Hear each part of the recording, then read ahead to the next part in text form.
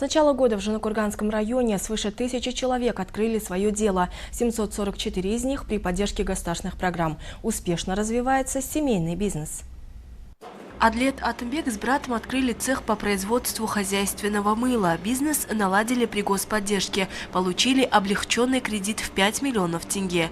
Производство полностью автоматизировано. Сейчас здесь выпускается 1000 штук хозяйственного мыла в день. Есть возможность увеличить объемы производства вдвое. Свою продукцию они пока реализуют в районе.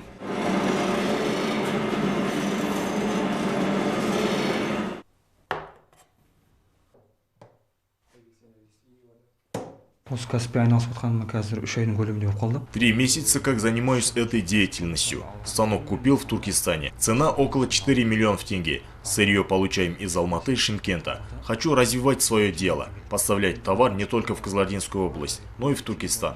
Ахтута Тастаева пример для многих. Несмотря на инвалидность, не сломалась. Напротив, полна энергии, превратила свое хобби в источник дохода. Шьет на заказ, мечтает открыть ателье. Поначалу у меня не было швейных машинок. Подала документы на грант. Получила 550 тысяч тенге. На эти деньги закупила недостающую технику. Оверлок, машинку. Принимаю заказы на дому. Хочу расшириться и открыть ателье в райцентре. А Куаныш Абутрапов, кулинар, выиграл государственный грант и открыл цех по производству полуфабрикатов. В его команде 15 человек. В день производят свыше 100 килограммов продукции. Спрос большой.